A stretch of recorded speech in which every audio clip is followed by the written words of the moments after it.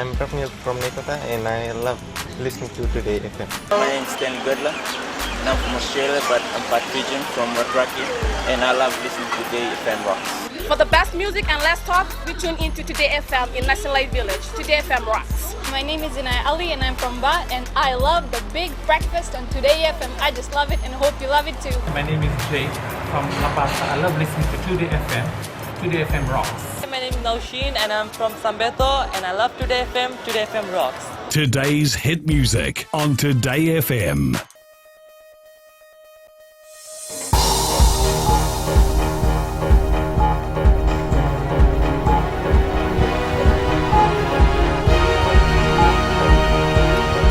I'm Jackie Spate. This is FBC News tonight. Fiji Sevens team delights villagers on Benga Island. Seasonal worker scheme extended, USA could be next. And minister acquitted of dangerous driving charges.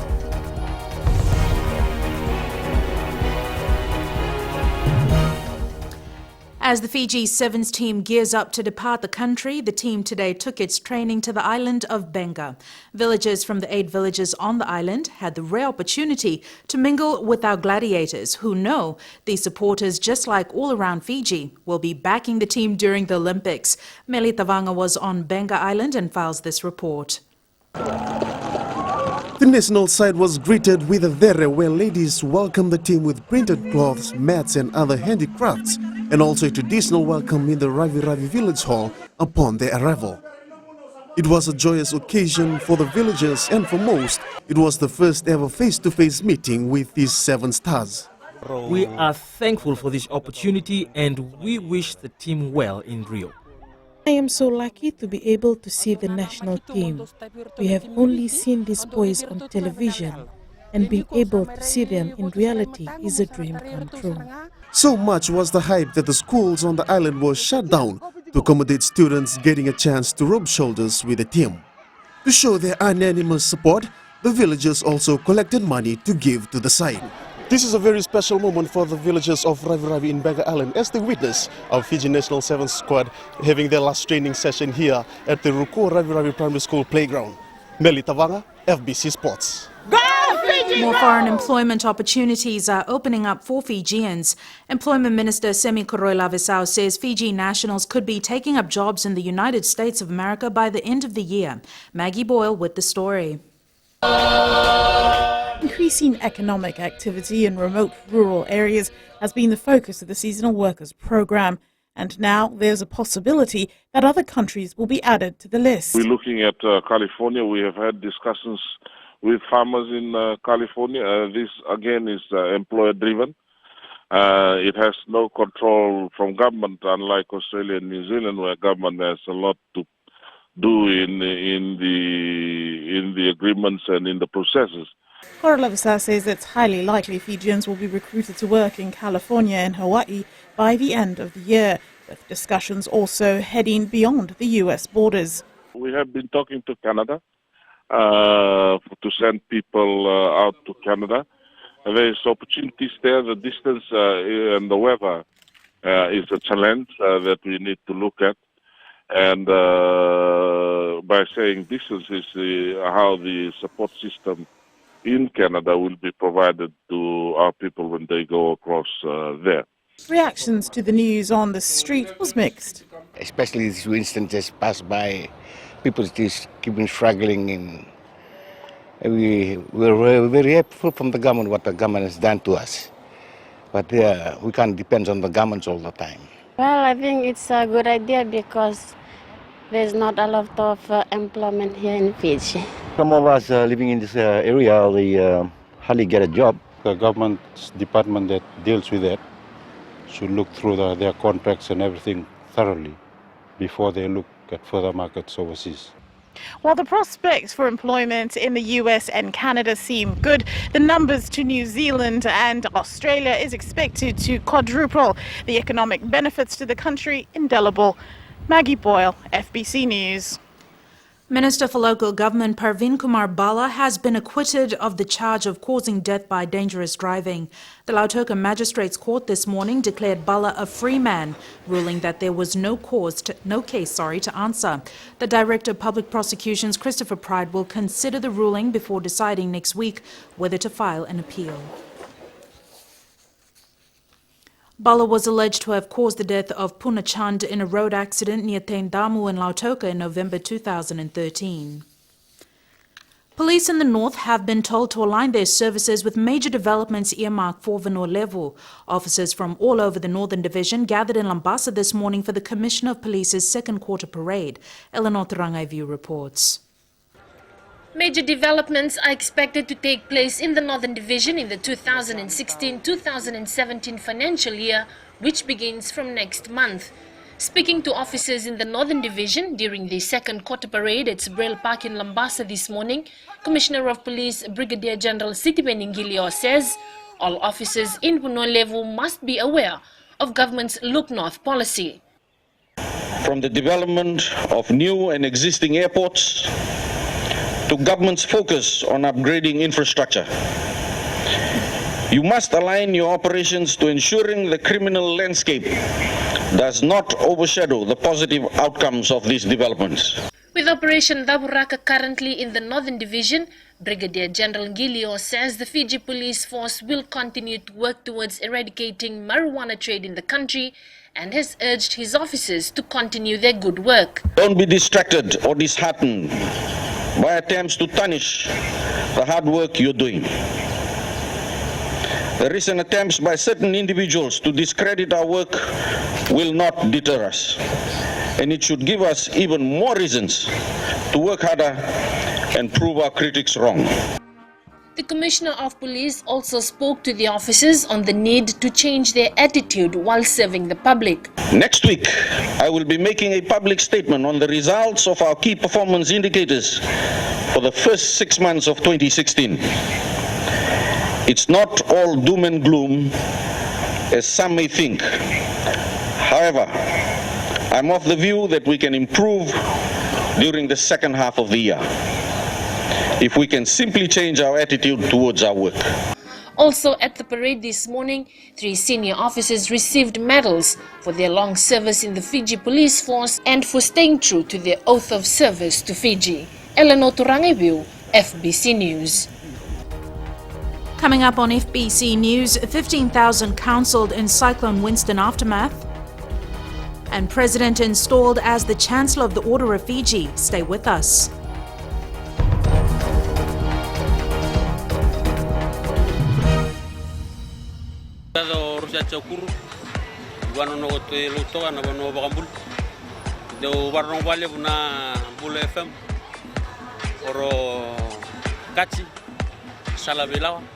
Musindon do taltena bale buna bingora buna Bula FM baltendo to talk about inalenru do tara so na bisere so me ba utina tu na binga lili enalo muni burobo ni Bula oyo na rango Luisa Marau o maramani komo o baka stolchingo na Suba Hindi Club Center ondo warorongo na Bula FM number 2 na sere Bula FM number 2 na sere.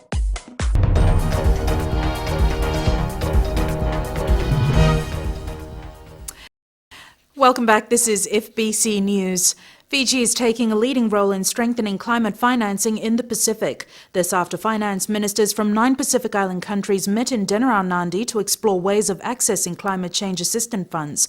Madhumbolai Tamana reports. The climate finance landscape is something that the Fijian Ministry for Finance taking a leading role for their regional counterparts on how to take advantage on the available climate change financing facilities. Accessing climate finance is not necessarily very easy. It is quite bureaucratic. Climate finance, of course, is not only in the form of grant, it's also in the form of soft loans. So there are two aspects from that, what we had discussed and we've been pushing in various forums, and we have some good news in that front. The vulnerability of Pacific Island countries in the face of climate change has been the talking point, and the outcome of this one-day meet should produce a united resolution on the way forward. Individually as countries, and how we can learn from each other, and perhaps even do some things a lot more smarter. For example, in the past few years, we've looked at some of the loans, and if we were able to pay it off, we targeted some loans to pay it off earlier because the interest rates were quite high. So we borrowed at a cheaper interest rate to pay off a high interest rate, loan. Among the issues of paving the way forward in the finance sector, the area of connectivity in our region was also discussed. A person, say from Northern Europe, won't necessarily come to just one country for a holiday for 2 weeks.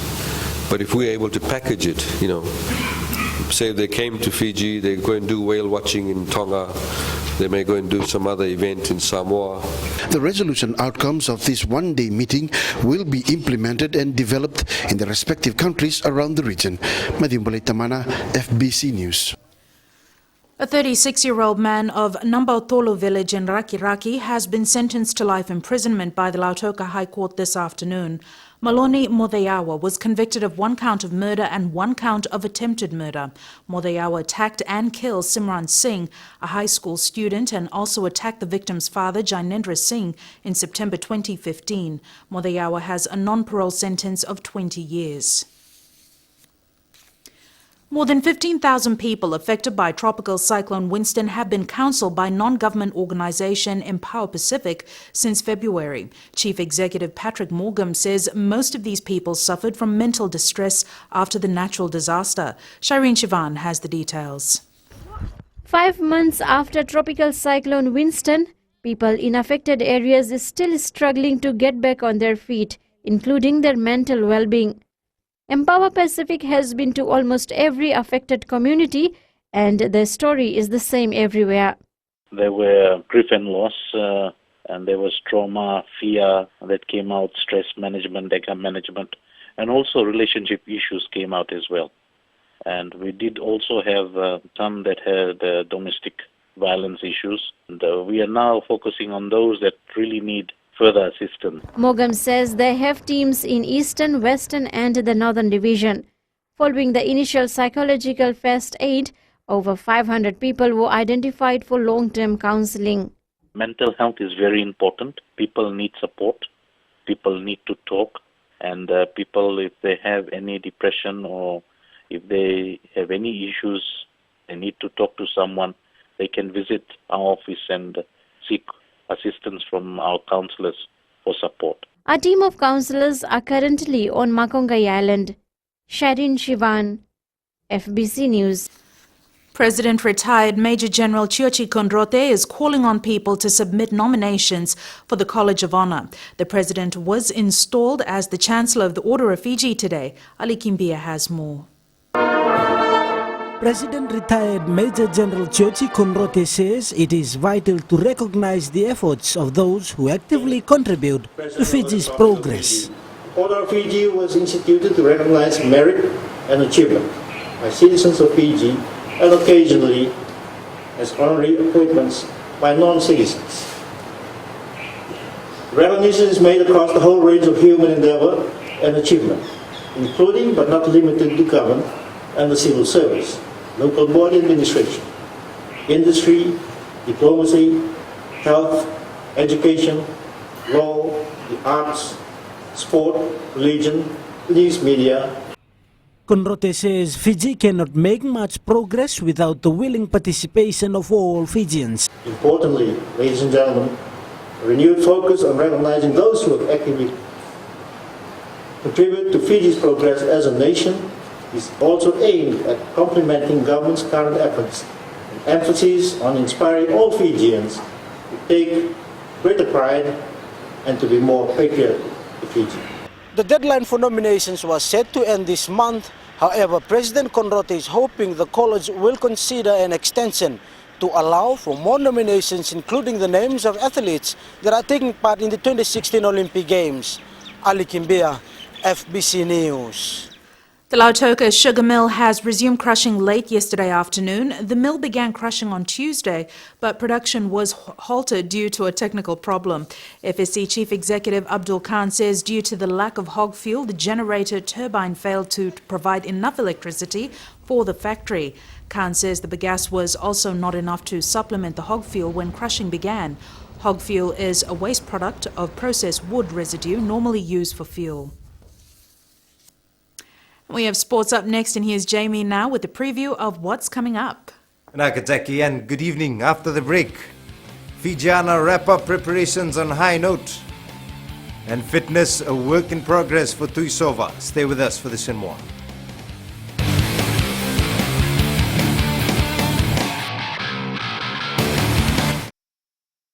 I'm Dori from Nasinu Market.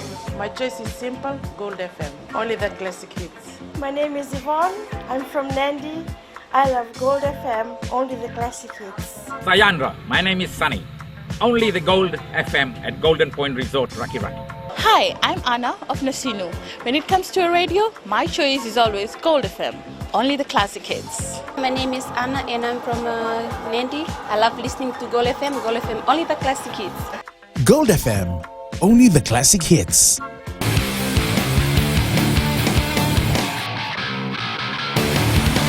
The Fiji men's sevens team went on a bit of an excursion today, but for the world #1 team leaving for the Olympics in a few days, it meant no breaks yet from training. Meli Tavanga tells us more. The Fiji sevens team rounded up its preparation for the Olympic Games on a high note in Benga today.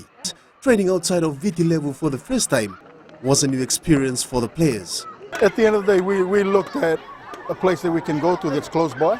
Logistically getting the players there and back, at a decent time. So, we chose Rugby Rugby.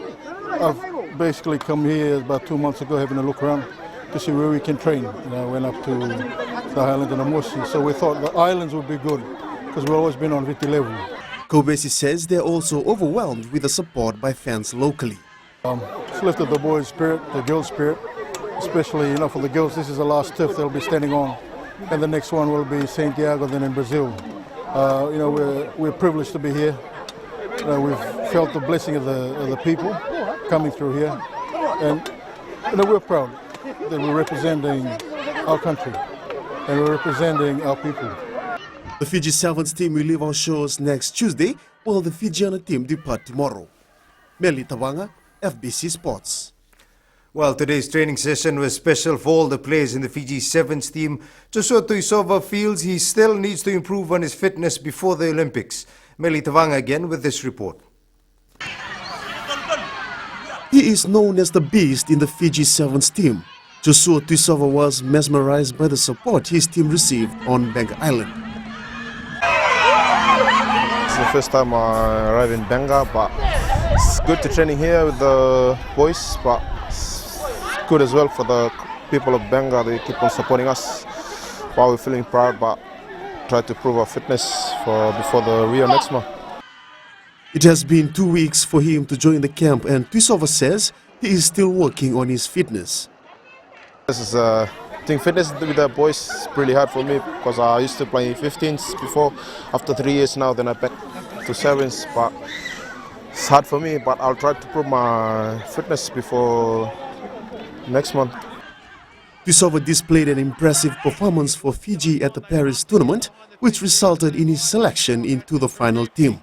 The 22-year-old plays for the Toulon team in France and is likely to be one of the big surprises in the Fiji sevens team in Rio.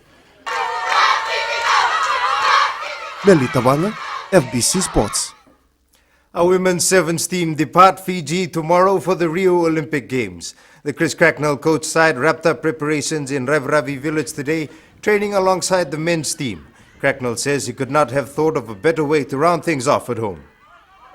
This is hands down the best thing I've done since coming to Fiji. I think the reception we've had here has been outstanding, and to come here and train and to have the boys and the girls training together is great preparation for us. The girls obviously head off tomorrow, but the hospitality here has been absolutely unbelievable, and seeing some of the school kids run down with the crowns on their head and the names of their favourite players on the front is really heartwarming moment for me. The Fijiana is pooled with Australia, USA and Colombia. 3 major international test matches are lined up for the Vodafone Flying Fijians next year. FBC Sports understands Fiji will be playing host to Scotland and Wales, while a one-off test against the Wallabies in Sydney is also possible. This will be one of the busiest schedules for the Flying Fijians, who will also be playing in the Pacific Nations Cup. The Flying Fijians are currently ranked number 10 in the world. The schedule for the Coke Zero Deans competition was announced today. The quarterfinals will be played at the Angel Stadium in Suva next Saturday.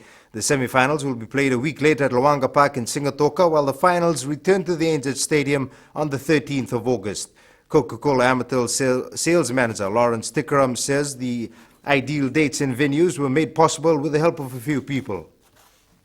I thank Super Rugby Union, in particular Mr. Franciskin and Madam from the Fiji Sports Council, Little Lombuka, for working with us to arrange these dates. It's important that we have it on a Saturday to ensure that we have the wider support of the families and parents. Meanwhile, for matches at the Angel Stadium, grandstand tickets will be $15, $10 for the concrete embankment, while tickets for the grass embankment will be $7. Fijian boxer Winston Hill is in New Zealand training for next month's Rio Olympics. Hill is working on his strength and conditioning with one of New Zealand's best trainers, Alex Flint. Flint has worked with many high-performance athletes, including top 10 UFC heavyweight Mark the Super Samoan Hunt. Hill will become only the 3rd boxer to ever represent Fiji at the Olympic Games. Paralympian Mary Roden needs about $15,000 to be able to purchase a new wheelchair made for table tennis. The local champion is currently using a normal wheelchair but hopes she will get a new one before the Rio Paralympics in Brazil in September. Roden started playing the sport less than 2 years ago and is looking forward to her first Olympics. I still can't believe that I'm going to Rio. It's just so fast, so quick. Just joined table tennis 2014 in September.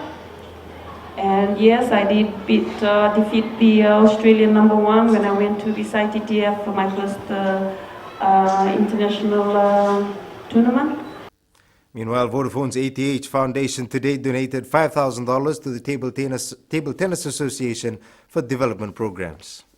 That was your sports for this evening. Jack is up next with business.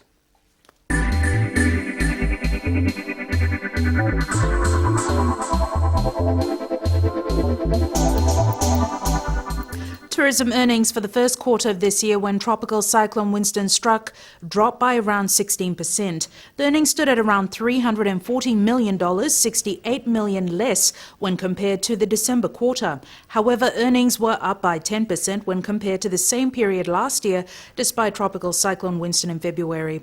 Australians were the highest contributors, spending around $189 million. $36 million was contributed by New Zealand visitors.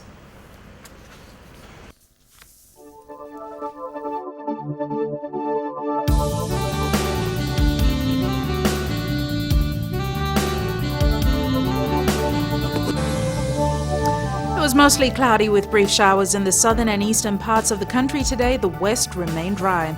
Looking at the temperatures, all lower than usual for Suva, as it was the coolest at 26 degrees, while the other centres were comfortable in the higher 20s, leaving Lombasa the warmest at 32 degrees. For tomorrow and Sunday, fair skies with few showers are expected to be the weather pattern all weekend. And at sea, winds up to 20 knots, moderate to rough seas. Recapping the main stories for tonight, Fiji Sevens team delights villagers on Benga Island as they round up training for the Rio Olympics. Seasonal worker scheme extended, USA could be next. And Minister for Local Government Parveen Kumar Bala has been acquitted of causing death by dangerous driving. For these stories and others, you can tune in daily to our sister radio station Gold FM. And on to this week's question, we are asking, is the Fiji Sevens team named for the Olympics the strongest ever? To answer, visit our FBC website. Send us newsworthy pictures and videos on email citizenseyes@fbc.com.fj or share it with us via Facebook page FBC News. And if you're on Twitter, follow and tweet us your news tips at FBC_news or simply hashtag FBC News. You've been watching FBC News. I'm Jackie Spade. Have a safe and enjoyable weekend. Ni modo mamba.